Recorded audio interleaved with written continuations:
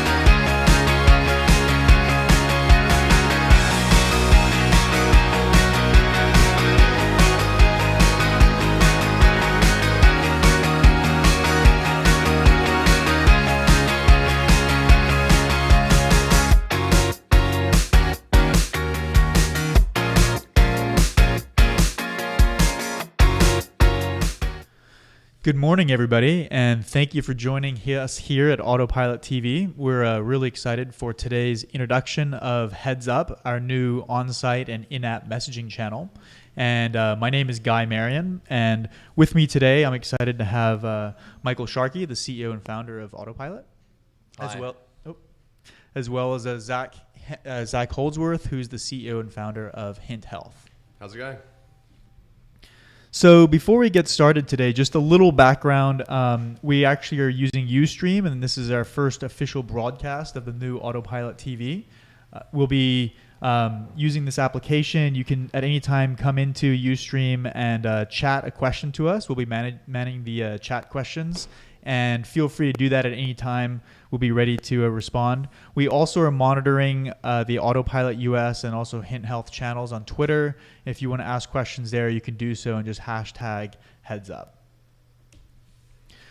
So again, introductions, we just mentioned a second ago. We have Michael and Zach here today. So the agenda for today's call is really to go through a little background, first of all, on what Autopilot has released, which is our new in-app channel. That we're really excited on how this is changing the way in which companies and marketers are able to engage with customers at various stages of the customer journey. We're actually going to demo that for you. So Mike's going to go through and give us a little background on why we've developed this now and what this means for not just for our customers, but for the industry at large.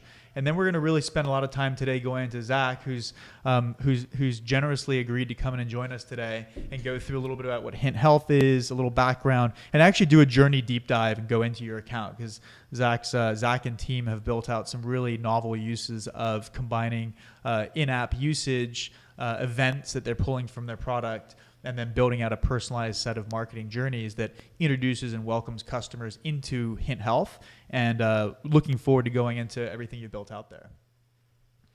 And then at any point in time, like I mentioned, we will have a takeaways and a Q&A section at the end, but do feel free to shoot questions through on our chat channel or on Slack.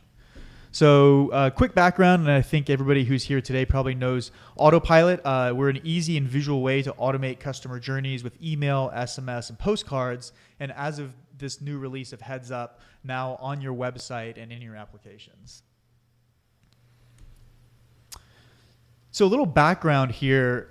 We've recently completed our own industry research and learned that about 72% of consumers are turned off by generic marketing. This is something that we're all really aware of, but we were tired of asking our own internal users or the perspective from the industry. We wanted to hear directly from online consumers. So we did complete research with 1,200 survey respondents and found this overwhelming sort of aversion now that people actually have to receiving general common messaging, whether it's proactive support outreach or offers or promos from companies. People want to feel like they're being spoken to as people. The other thing we really learned is that the top 3 priorities or preferences that people have in terms of how a company should engage your audience is really about, first and foremost, engaging at the right time. So whether that's in context or in a timely manner. Secondly is delivering the right message. So it's about actually having knowledgeable and expert insights that draw from your core competencies, whether that's, some of what Zach's been doing where he's been building out a big content base with customers and industry experts, or whether that's through your own insights you gain as a company. Really being able to leverage your core competencies when developing content is what people expect now when communicating with brands or companies.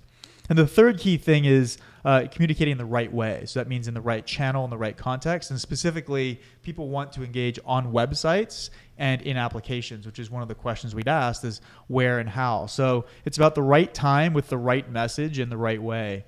Were kind of 3 takeaway points we learned from that research. And there's a report we can share around afterwards.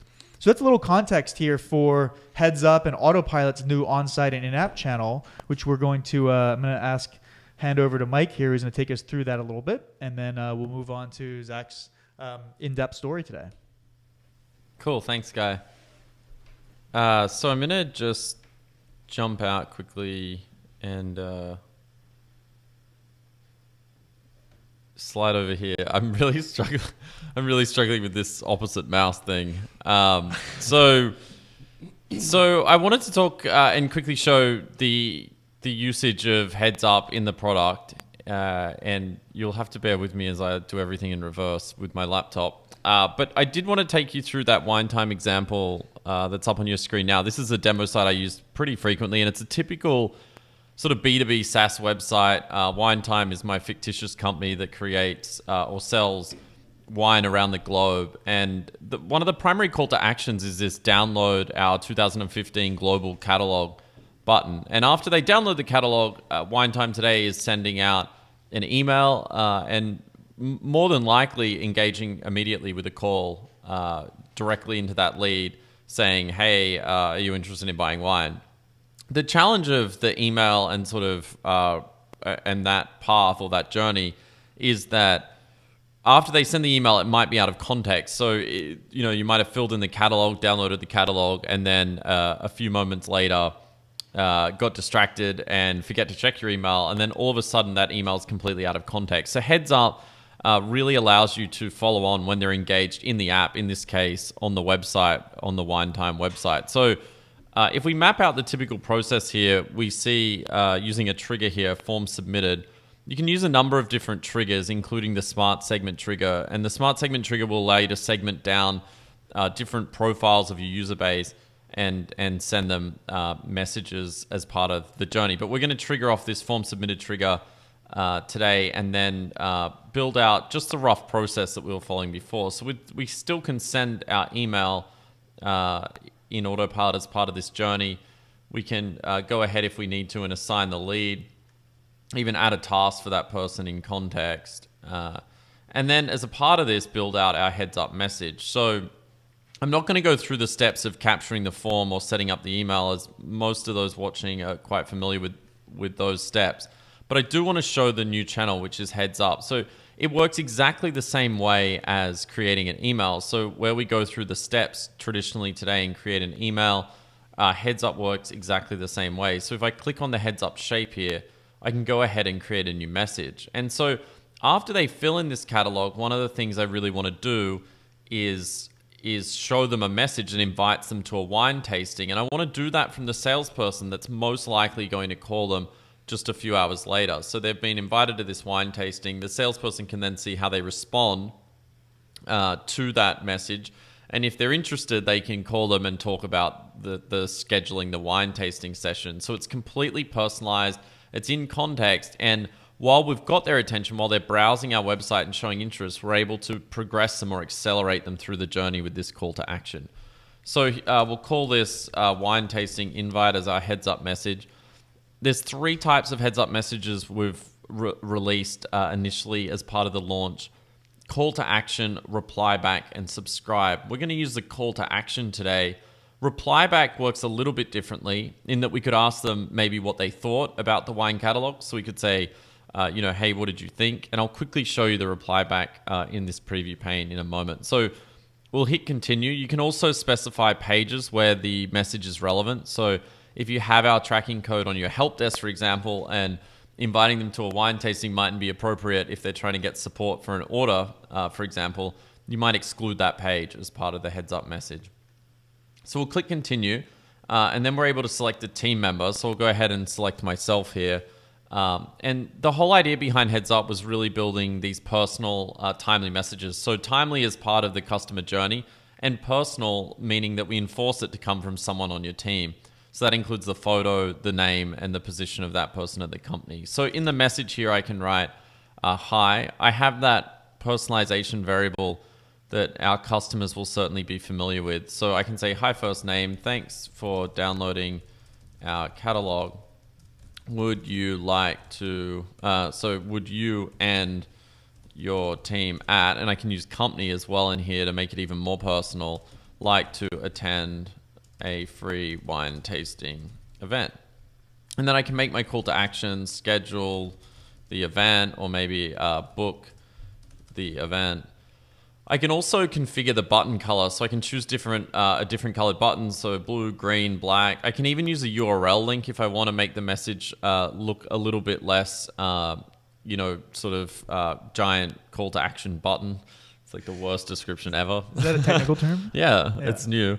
You can also see a preview of the truncation, and there's some advanced settings as well in here, which is you can show the message. By default, it'll actually say show this message until it is clicked or dismissed, or you can select click. So if it's a really important message, like maybe you're having scheduled maintenance like we did last night, and you want people to see this message, so you can choose to persist the message as well. We also have this message expiration, and why that's important is today, when we have this live event on Ustream, we can actually put a message on our website and in our app saying, hey, would you like to come to this Ustream event? But it's not going to be relevant for tomorrow. So, we want to expire it out after one day. So we would go ahead and change those options as well. So I'm just going to redirect them to Google, but this is where the call to action button would go after redirecting.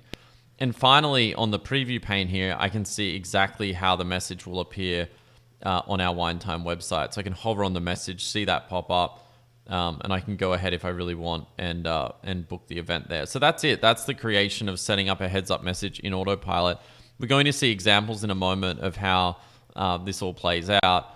One last message I did just want to show you is the difference between the wine tasting and reply back here. So same setup with reply back, the difference being that you could ask them a question and they can actually respond to you, and you'll get that response in email. So you could say in here, hi, Mike, what did you think of the wine catalog this year? And then they could write your response back as well. So that's a way of starting a conversation with someone on your sales team or someone in your team that's interacting with customers quite frequently as well.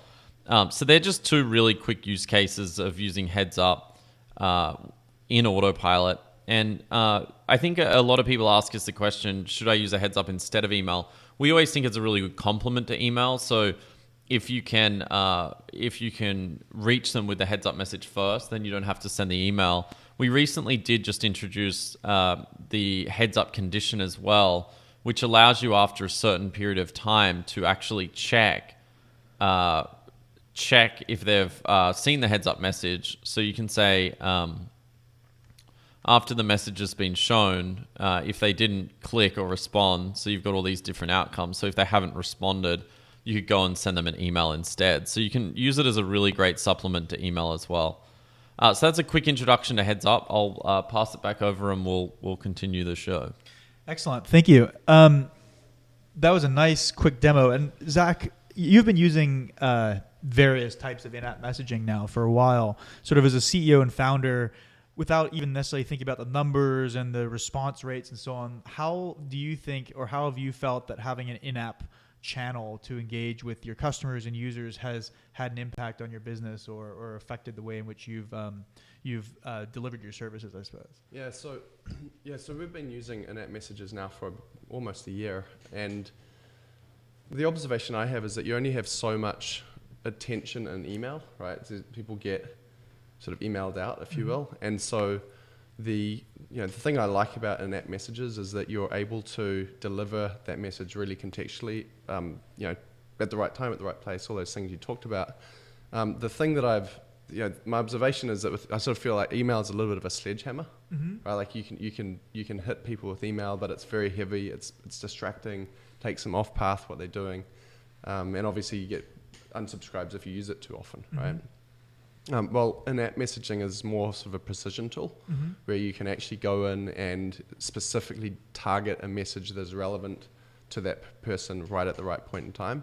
The thing I actually like about Headsup, and one of the things I can demo a little bit later is actually the ability to deliver that message, right? You can deliver a larger volume of messages without actually needing to send emails in it, and you can then follow up with those people with email if they don't engage in that message. So you're able to deliver the message, but also have a backdrop for if they fail to take the call to action that you need them to. Interesting. And what have you found most effective so far about using in-app messaging in the last year or so? Has it been for gathering feedback from users or directing them to take certain actions? Yeah, so I'd say probably the primary one for us is just engaging, is basically delivering product announcements, if we're launching a new feature, I'd rather have that just within the app when they're actually there versus drawing them back, and so that's been really helpful. What we've started to do is actually use it for customer onboarding as well. So if and when a new user hits our site and they haven't taken a key action that we know through data makes them more successful on our platform, then we hit them again with in-app messages and follow up with emails. So nice. And we'll go into that now a little bit. One last question, like, have you had any blowback or any negative experiences from using in-app messaging, either yourselves or from your customers ever? I don't think we've had any major blowback. No, I think as a general, it's people actually like it. Well, we've all received that email or sent emails when people have said, "Stop emailing me." Like, right. I've definitely had blowback from sending emails. And I think it's not to be said. I actually still think you could overuse in-app messages. Right? If you get to the point where you're sort of hitting them every 5 minutes with something new, it's going to be just get to the point where you'll essentially have unsubscribes from that channel as well, where people just don't listen anymore. Right. But I think that you just want to be cognizant of that and not overuse it. I think that's such an important point. I think the excitement, or at least the excitement we've seen initially of making them pretty accessible to customers, is you try, even I think we early on did this, you try and use them a lot. You try and use them for everything. There's a lot of excitement around it. And that's always my fear early on, that they start to tune out. So I think it's really about using them in meaningful ways where it's incredibly helpful for the person where they are in your app or on your website as well. Yeah. And just like you do, go look at your email unsubscribes and click-throughs and all that, and sort of start freaking out when the unsubscribes start going up or whatever it is. I think you probably want to do the same thing with your in-app messages or all of your kind of different channels. I think you want to be cognizant of how your customers or your users are responding to those messages. Absolutely. Yeah. Think through the journey. Yeah, exactly. I mean, just as reference, we've seen about 4x higher response rates on our day 2 Headsup for the Autopilot trial versus an email sent at that time. So it's been performing well, but we're definitely thinking through the sort of how much is too much and how little is too little. Yeah, definitely. All right, cool. So let's go ahead and jump into HintHealth story, a little background. Maybe to begin with, do you want to give us a quick background on what HintHealth is and what you guys are focused on? Definitely, yeah. So HintHealth is a next generation billing platform for healthcare providers that are structurally changing the way that care is delivered in the US healthcare system. And so we have come into this market, which is a relatively new and nascent market, but is a rapidly growing market. And we've developed a solution that's specifically designed around the business model that these healthcare providers are delivering, and specifically the specifics of our client base, the people we work with, instead of being in the sort of fee-for-service world where you really get paid and incentivized to see as many patients as quickly as possible. So that's the fee-for-service world. The world we're working within is the direct primary care, or the value-based primary care world, where the incentives are for healthcare providers to actually deliver high-quality care, to reduce utilization while improving outcomes and improving patient and physician satisfaction, but also while reducing downstream healthcare costs, which is part of the reason we started this company, was to help address that sort of major problem with healthcare problem. Right. So it wasn't from the fact that you had too many kiteboarding accidents and just needed a lot of medical care one year. It definitely wasn't because of that. It's helpful though. It's helpful. Yeah, exactly. Excellent. And then you mentioned the other day when we were chatting a little bit about what your core objectives were, I suppose, or are this year, really. Yeah, so I'm a big believer in sort of this idea of nail it before you scale it, right? Okay. And what I mean by that is often what you'll see is you see companies going out and generating a ton of top of the funnel demand. Yep. And then figuring out as the trickles down your funnel how to convert it into a business, right? Right.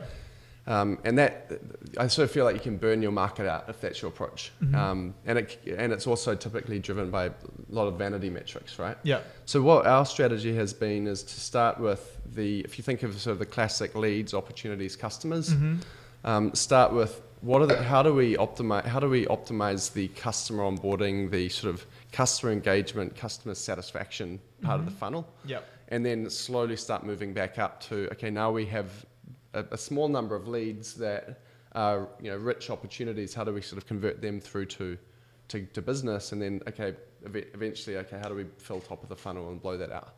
And so in terms of objectives was just to kind of solidify a marketing stack that I'd say it's a marketing, sales, customer success stack that allows us to be successful along each of those touch points. Yeah. But really starting on the customer end and then starting to roll back towards leads.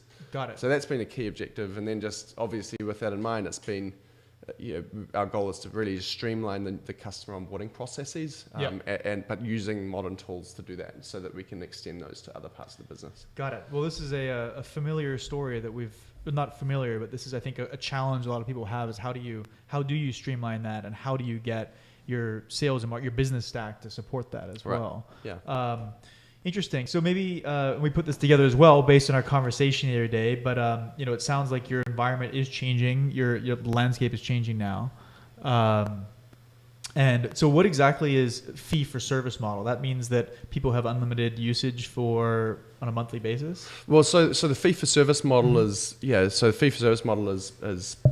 what most people are used to, right? You go to your doctor, you whip out your insurance card, right? They'll do a copay and then they'll submit it to insurance, and then their provider will deliver care. Yep. The incentive of that provider, unfortunately, though, is typically what? Yep. Right? If you call your doctor and you're feeling sick, often what will happen is they'll want you to come in and see them, right? Because they won't get paid they won't get paid for that email. Right. So that model, that's just a really oversimplified kind of explanation of why it's broken, but then the business model doesn't align with the patient, with the patient needs. Like quality, with quality outcomes, all that stuff. Right. And as you know, no matter how good a person is, if their business incentives aren't aligned with their kind of their actual their sort of what they want to do, then often you have dissonance and it causes problems. So these new emerging models typically tend to compensate for, at the simplest level, the direct primary care healthcare providers. What they'll do is they'll pay a fixed monthly fee, let's say $60 per member per month. And then within that, they'll essentially deliver unlimited access to primary care. And what their incentive then becomes, okay, well, why don't we get really sophisticated about telemedicine? Why don't we get really sophisticated about building out a care team that maybe you don't need to see the doctor, maybe you can see a nurse or you can see a health coach. And actually we want to engage you proactively because we know that if we catch things early, utilization drops and our profits go up. Right? So your business model, it becomes aligned with the incentives of your customers or your patients. Right.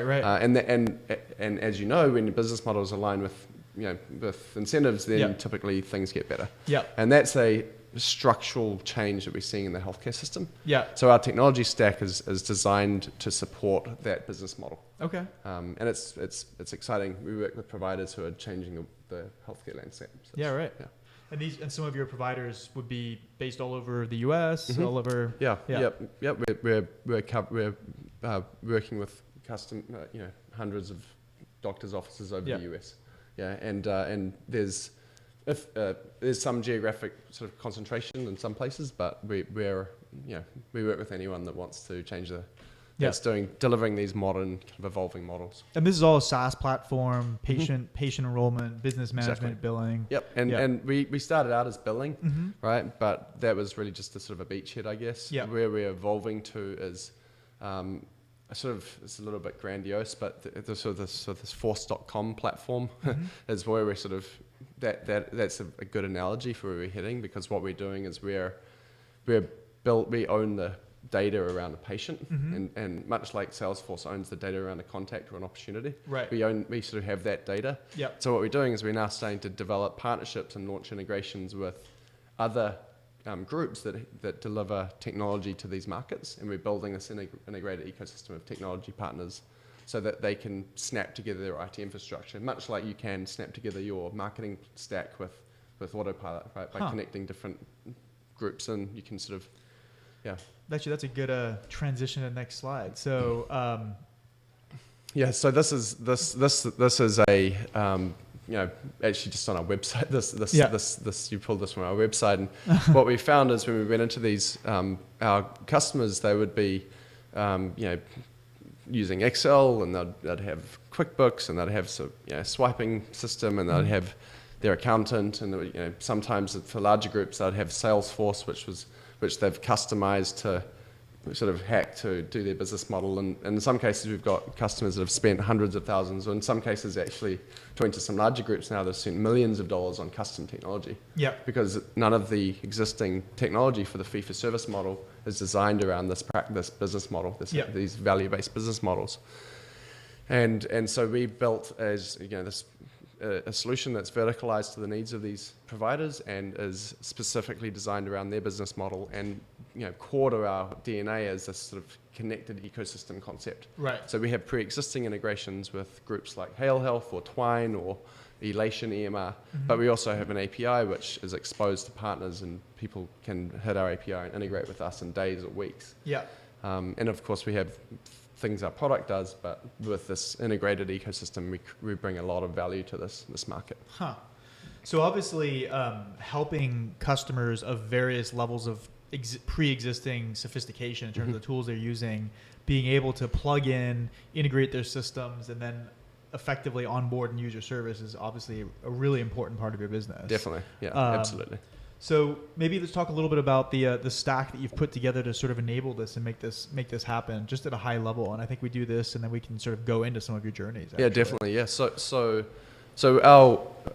our platform is we're built on Rails API, and so I won't go into too much detail there. But one of the things we kind of do is we dog food our own API, and so what we've done is if you sort of think of customer success, sales, and sort of marketing automation, and those three key areas, we're integrated now through the Autopilot API. So from our app, we're actually eventing data near real time into Autopilot, so that we're able to design very specific triggered journeys that based on where someone's at in their activation journey.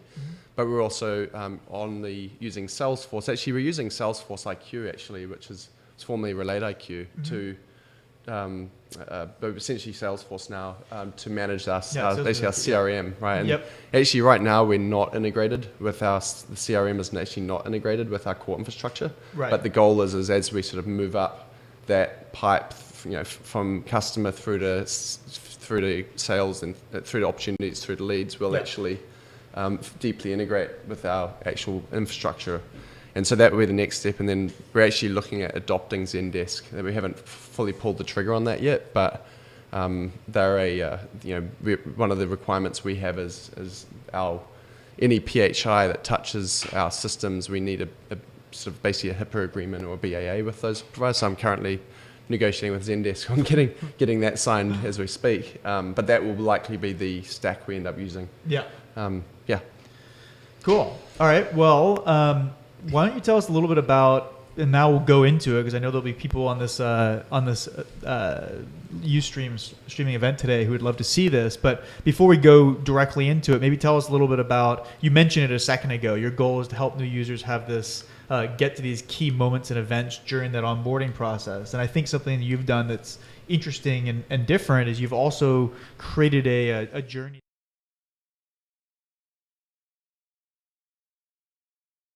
touches than the strugglers, right? Yeah, definitely. Yeah. So I'll dive into that a little bit. So because we have this API integration with Autopilot, what we're able to do is event data about, have they been successful at connecting that we're built on our back end actually billing that we process through Stripe, right? So have they connected Stripe? Mm-hmm. Have they a key touch point for us actually is, do they have team members involved? Because the more team members there are, the more people there are to be successful on the platform. Right. And there's a number of different data points that are actually being pulled in. It's probably about 20 data points that are getting pulled in via the API. And then also, of course, the actual tracking of usage from the app is coming through as well. Yeah. And so what we do is when a new user engages in our system, we actually will do a quick check. Have they invited team members, or has someone already done that process yet? If so, let's not hit them with messaging around completing that action. Have they connected Stripe? If they haven't, they're just a no-go. We're going to hit them with some messaging and actually follow up with them, and then eventually we'll actually notify our customer success team, hey, this was a failed step in this activation process. Yeah. And there is a time element to the journey we've built, and that if you fail at one step, it will continue to the next. But what will happen is if you do succeed at one of those steps, it'll accelerate you through to the next part of the journey, right? And remove that step from any additional people coming through the onboarding journey. Got it. Within that account. Got it.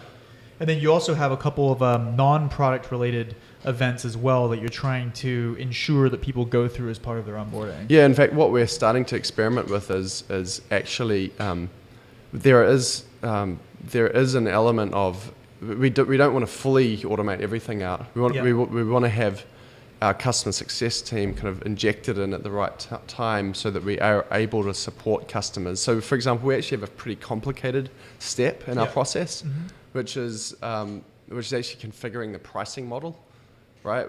And it's actually sort of combinatorially complex. It actually gets pretty complicated setting it up. Yeah. So what I've actually done is build we've got a step where if and when they haven't configured their pricing model and they're looking at that page, we'll actually drop a heads-up message in saying, hey, do you want to schedule a 15-minute consultation with one of our engineers, with one of our customer success team? And what it actually does is when they click that, it actually set them up on a round robin, so they can schedule with anyone on our team, and it'll just drop meetings into our calendar. Nice. So that we can actually do a very targeted and specific touch point with that customer when they're having that single pain point, which we know they will have.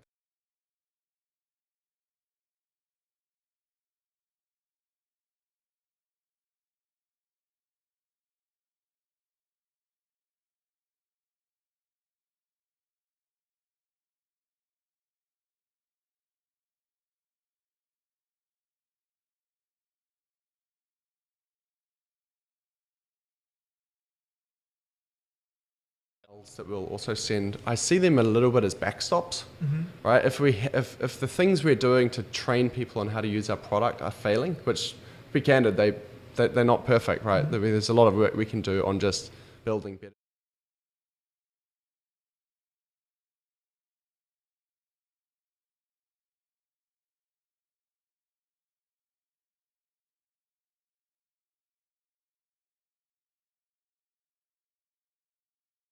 I think to answer your question, there's definitely a requirement to educate people on, here's your training guide, here's help documentation to make sure that you know the 10 steps you need to do to make. Here's a video. We're a pretty small team. We've produced a couple of videos, but we need to produce a bunch more. Yeah. And so, I don't think it's a replacement for good customer activation, but I think it's a targeted way to sort of help people push them along when they're struggling. I mean, essentially what you're doing is you're codifying like the best practice, right? The best way to get people up and running, and you have this underpin that everybody goes through, regardless of where they're from. It's like a common thread. Definitely. And once they have been successful, it's not as though we don't want to talk to our customers. Right. But what we've found is that if we schedule a training session with them before they set up, then we spend the whole time setting them up and not actually training them. Yeah. So what we do now is, you'll notice on the end of the slide is new user training. Once all of the things that we think are key have been completed, then we'll actually hit them with schedule a one-on-one with our team. Right. And we'll spend 45 minutes with you, or whatever it is that you need, or join a group demo. Yeah. So those are things we're actually just starting to experiment with. So I can't speak to how successful that specific piece is going to be, but those are some of the ideas we have. Well, let's go take a look at it. I mean, I think what you've done already is really exciting. We're excited. To your last point there, Tatango recently showed that the number one reason why companies churn from SaaS is failed implementations up front, failed to be successful with getting new customers up and running as it was intended to be used. And so I think this whole focus you've talked about nail it before you scale it, is very much in line with and contributing to where this whole space is going now. It's not just good enough to have a killer app; you got to have a killer customer experience. Yeah, too. absolutely. I mean, it's really hard to sell people. You want to once you've done that, you want to make them successful on your platform. Yeah. Cool. Let's do it. Cool. So we're going to switch over to your machine. No, we're going to use this one. Nope, we're going to use this one, actually. We're going to go to the mainstream here. So I've actually got it already set up for you here. That's the one. Practice configuration. Yeah, so what I'm going to do is I'm going to just guide you through the journeys that we've built to support that customer activation journey. And so what you'll see here is this is actually a bit of a monster journey. But the idea is that what we're doing is there's actually, if you actually go and look at a contact, what we've got is basically what we've got is these are checking fields, and I'm actually going to go into the canvas mode so we can jump into some of these if we need to. But the idea is that we've got those key data points actually codified coming through the API. So you'll see, how many team members have you added? Have you enabled our payment processor? Have you edited your plan? Having edited it typically means that they're kind of partway through that process. Have you configured Mailgun? That's essentially so they need to put a few DNS settings into their domain. Have they edited their sort of subdomain, which is often a key step required to make sure that they're setting up their landing pages? And then, of course, have they added? There's a few key things, like they haven't added charge items or added a few other kind of items. Then what we'll do is, as a new user is evented in, if they're a customer and they've launched, this is a smart segment that gets populated via the API. And what will happen is they'll come in here, and if they have completed the step we want them to do, then they actually pass straight through to the next step. And theoretically, a new user could blast all the way through and end up on the right-hand side here, and the customer account config journey is complete.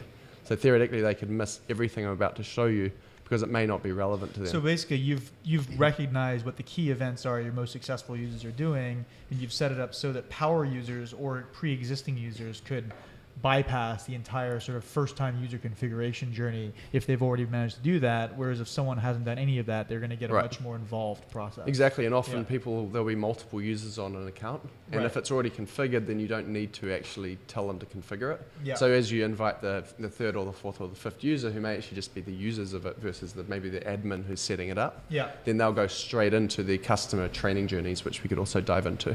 Got it. If they're a brand new user though and they haven't completed any of these steps, then what we're actually doing is we'll see that this is just checking a field and seeing is it greater than one member, right? If it's not, then let's come down here and actually show a heads up message.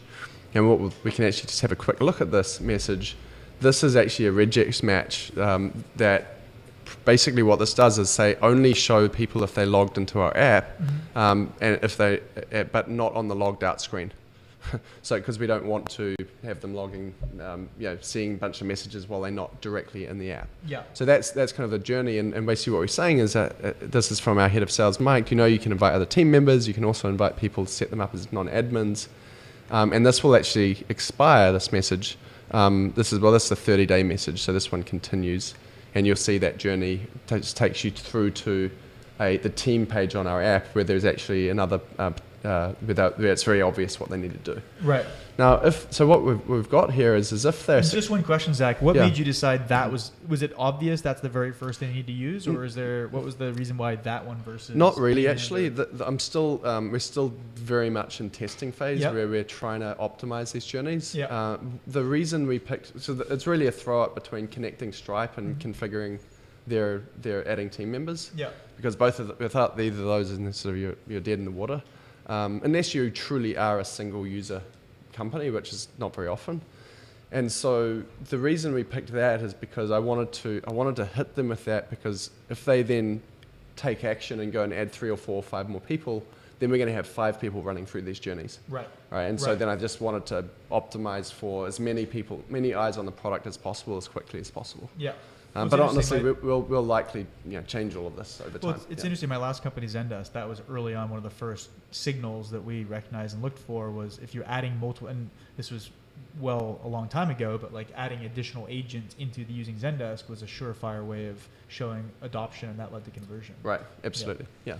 So what you'll notice here is there's 2 exit points on this heads up message. The first is if they click it, then a minute later they're actually going to end up in the next journey, right? Because if they don't take action within a minute, then they're probably going to fail on that anyway. But what we'll do is we'll then have a 2-day delay, and then we'll recheck this field to see if they've been successful. And if they have been, then they'll run up to this next stage up here, right? But if they haven't been successful, then what we're going to do is to the point I made earlier about unsubscribes, what we're actually going to do is check, are they on the product tips segment? And every email that we send, this is going to be a similar email. Hey, we noticed you haven't invited any team members to your Hint account, and this is again coming from Mike.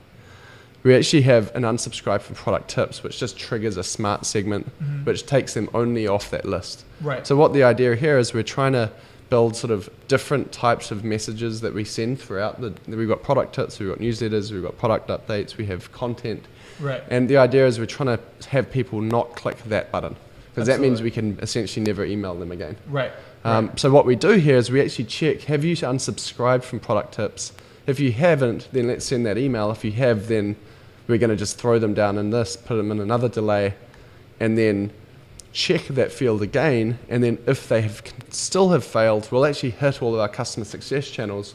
This will hit Slack, and this will send an email to our support channel saying, right, they've failed at, we actually can have a look at this message.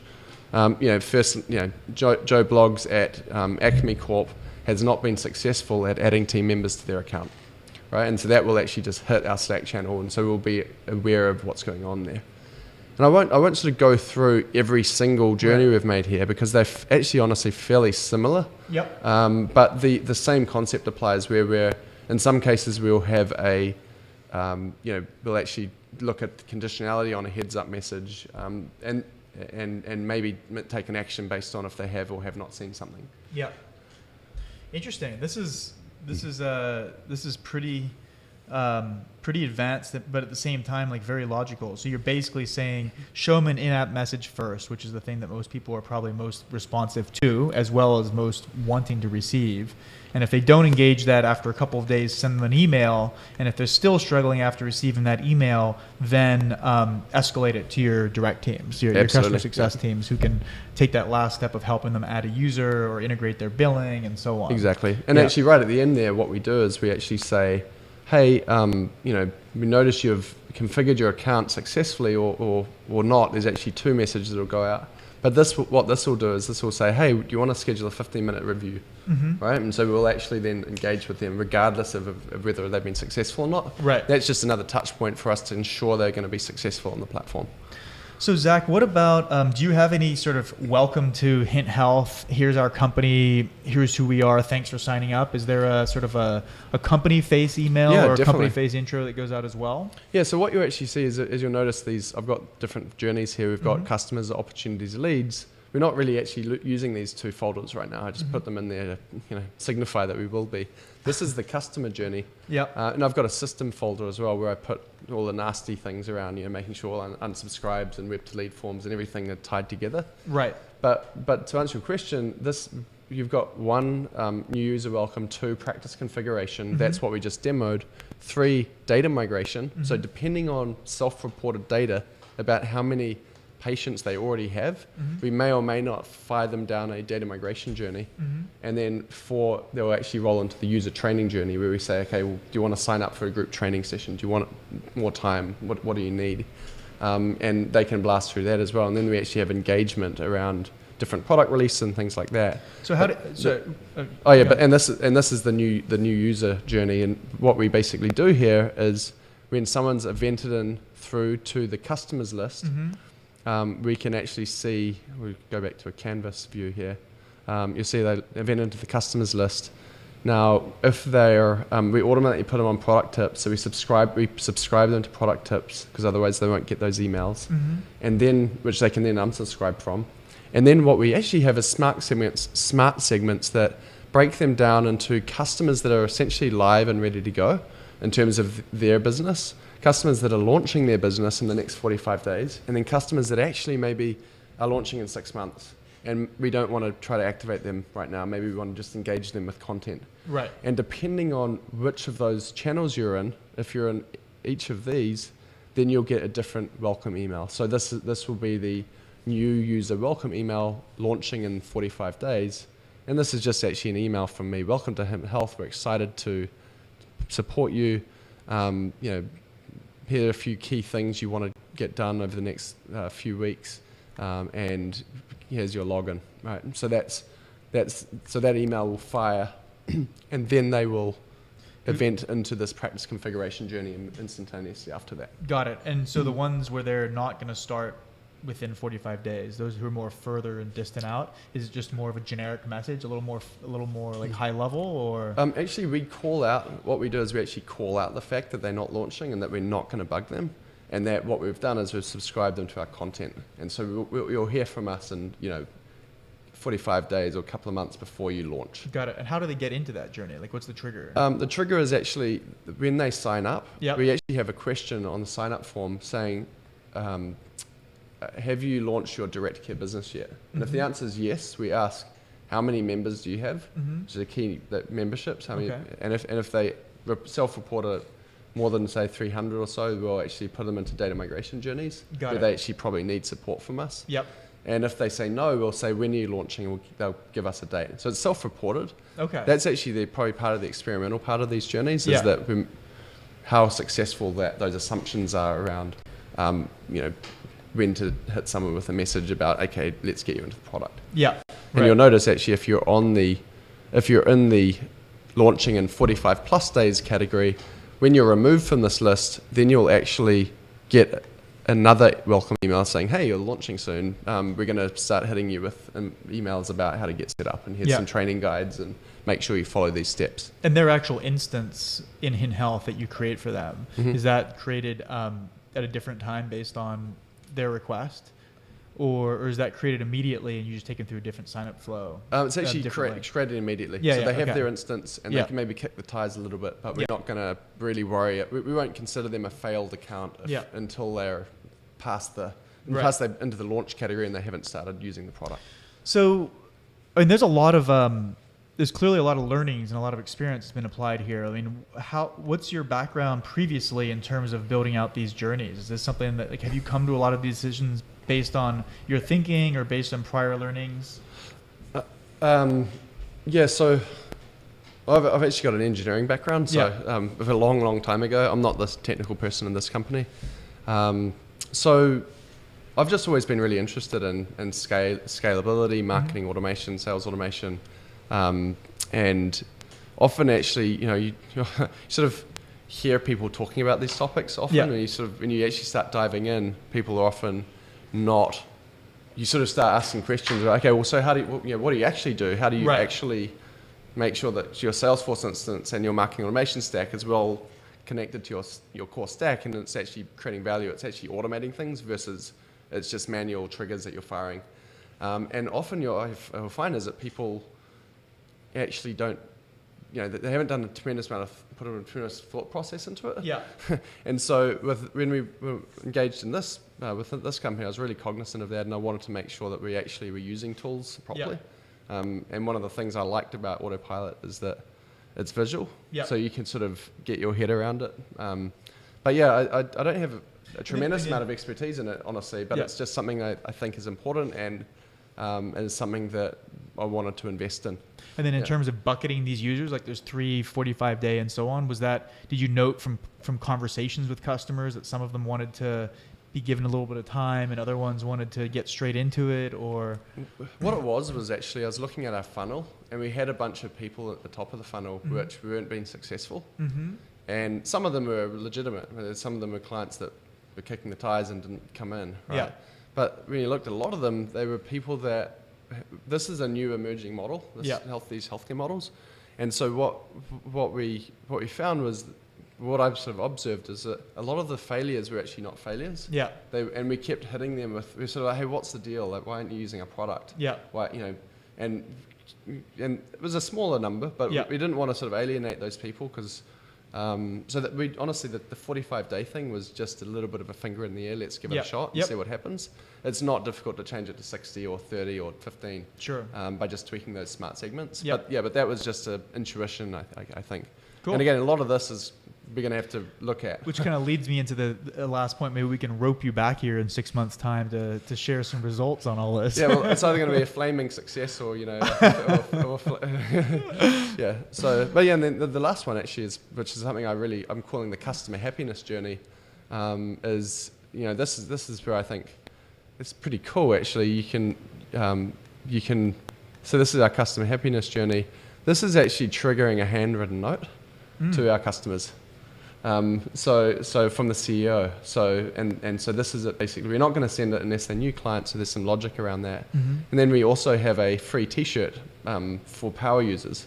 So if you're a power user, this is people can only get into these segments once they've pretty far into the product. But the idea is that the power users will get a t-shirt. So it'll actually just fire a heads up message saying, hey, you've logged in so many 350 or whatever it is times in the last so many, you've logged in X times. I figured you deserved a free hint to click here. Awesome. Right, and it'll just fire off a t-shirt at them. Wow, that is really cool. That is really cool. So actually, what it'll do is it'll give them a link where they can put their size and their address, and it'll just fire it. They get a free t-shirt. And these are the t-shirts people love. For some reason, just love our t-shirts. So nice. So it's actually a cool. Well, Mike wrote a blog post last year about swag marketing and looking at New Relic and Atlassian and how much they've had like those t-shirts. Yeah, it's amazing what people will do for a t-shirt. Right. Yeah. Well, I mean, what I'm hoping, don't introduce a bug around. every single customer gets a t-shirt because we'll bankrupt ourselves because t-shirts are expensive. Those ones look very nice. Yeah, These Guy and I have decided to match with our t-shirts today and every day this week so far, but maybe we can get ourselves some HintHealth swag and we'll be fine. Yeah, exactly. All right. Well, listen, Zach, that's like great work so far. This is pretty exciting what you've built. I mean, Mike, how does it make you feel to see as creator of the product to see journeys like this being built out and used in live production to change healthcare? I have nothing to do with it. I just control the cameras here in the studio. That's all I do. That's all I'm good for.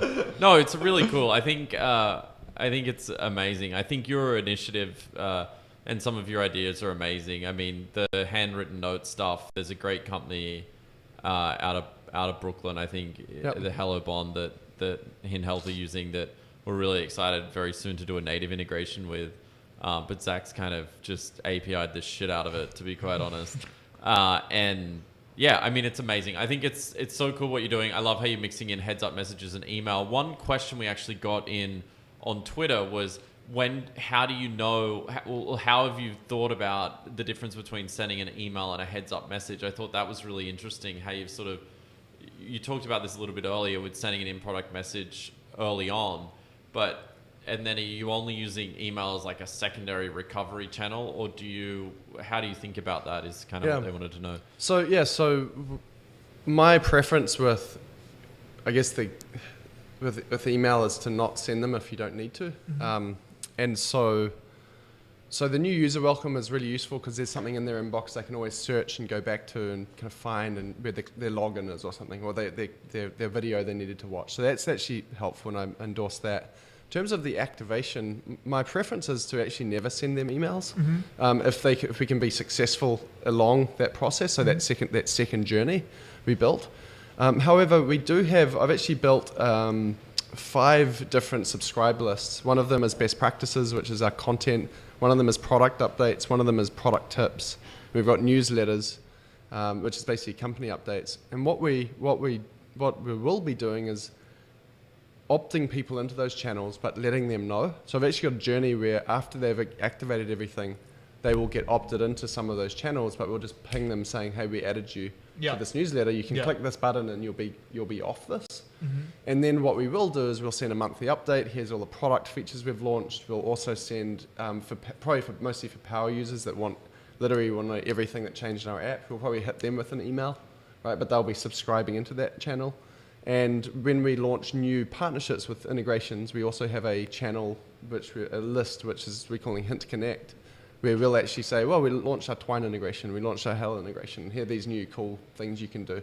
And so I actually think email's a powerful tool, but it has to be, I think it needs to be something that's not annoying people. They want to, when they get the email, be excited about it, or they want to actually be part of that communication. Right. But minimizing the things that they haven't said I want to get, I think is really important. And so I'll always opt for, hey, we've got this tip for you. You've failed. Here's an email to try to help you. Okay, let's maybe schedule a meeting. Yeah. Right. Well, I mean, it's been a great sort of overview of what you've been doing. I think like a few key takeaways that I would say, combining what you've shown today with some of what we've seen working elsewhere, is one, obviously putting a lot of thought into how you've set up your journeys and set up your entire stack. What you've really done with pulling together your events and your automated touch points, so your customer journeys, means that you can do highly specific and highly targeted messages to the right people. You're also making the full use of different channels, so the right place as well. We already know from, we've all seen for a long time that the more specific and targeted you are with emails, the higher the response rates, and you bring in-app into that. And I think we're going to see, I think you're going to see great success here.